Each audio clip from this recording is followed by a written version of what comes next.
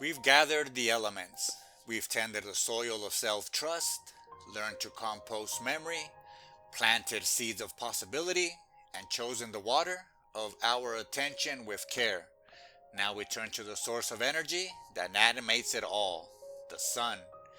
In our inner ecology, the sun is focus. Every gardener knows that not all light is the same. There is the gentle, diffuse glow of an overcast sky. It illuminates everything evenly, casts no sharp shadows, and keeps life ticking along.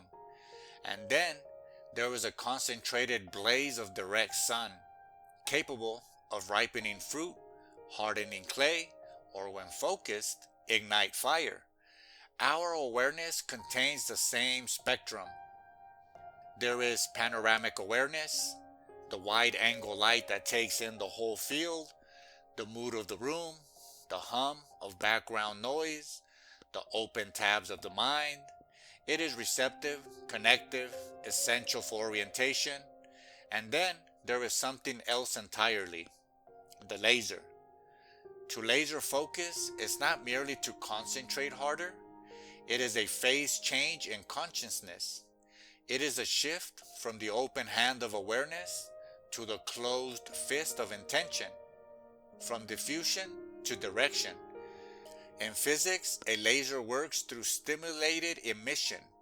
One excited atom releases a photon, which triggers another atom to release an identical photon. Same phase, same direction. A cascade forms. Energy aligns. Nothing is wasted. A scattered mind is like a light bulb. Photons spraying everywhere, lighting a room, but incapable of cutting steel. Deep focus is the architectural work of aligning the inner system, intention, perception, cognition, until they begin to fire coherently. When this happens, we call it flow. The beam is no longer shining on the task. The self becomes the beam. We can see the solar principle clearly through three lenses. The first is flow, the physics of forgetting time. The athlete in motion, the artist absorbed, the programmer inside the code. In flow, the system organizes so efficiently around a single aim that the friction of self-consciousness disappears. The "how am I doing" voice, the entropy of the ego, falls silent. Attention and action merge. There is no archer, no bow, no target, only the flight of the arrow. This is not escape. It is maximum coherence. Energy stops leaking sideways and moves forward with consequence. 2. Meditation, the engineering of the lens. Meditation is often misunderstood as emptying the mind. In practice, it is the calibration of focus. The breath, the mantra, the flame, these are not goals. They are polishing cloth. Each time attention wanders, it is gently returned. A micro imperfection in the lens is removed. Coherence increases.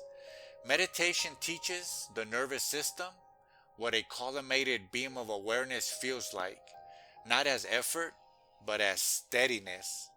It is a slow, patient engineering required to produce the laser on demand.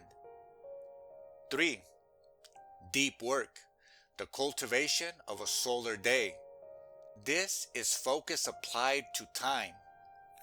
Deep work is the deliberate creation of a protected solar field, a stretch of uninterrupted duration where a single crop of thought can photosynthesize. It requires walls against notifications, against fragmentation, against the illusion of urgency. Ideas cannot mature in stolen minutes. Roots cannot deepen under strobe light. Deep work is the recognition that value, real value, requires sustained exposure to its own subject. Scatter light warms the soil. Laser light transforms it. The choice between scatter and laser is not moral, it's strategic. Scatter is for scanning horizons, making connections, sensing weather. Laser is for carving, building, welding, healing.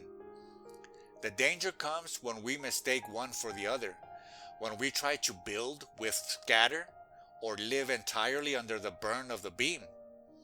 The greatest obstacle to focus is often a hidden loyalty to dispersion. The scattered mind feels productive. It is busy, responsive, informed. But motion is not progress. Illumination is not transformation. The laser demands exclusion. It asks us to leave most of the field in shadow, to say no to 99 good things in order to say yes to the one essential thing. So the practice becomes one of solar stewardship. We choose the target, small, specific, singular. We remove the prisms, notifications, tabs, interruptions that fracture coherence. We use ritual, time, place, signal to tell the nervous system, align now, and we give it duration. The beam must burn long enough to matter. This is the deepest form of sovereignty in the attention economy. Not just choosing what we look at, but choosing the quality of light we emit.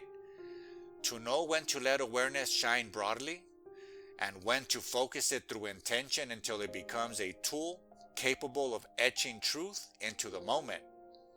This is how we move from being illuminated to becoming illuminators. For a time, we become a focused star, and in that focus, we don't burn out, we finally burn clean.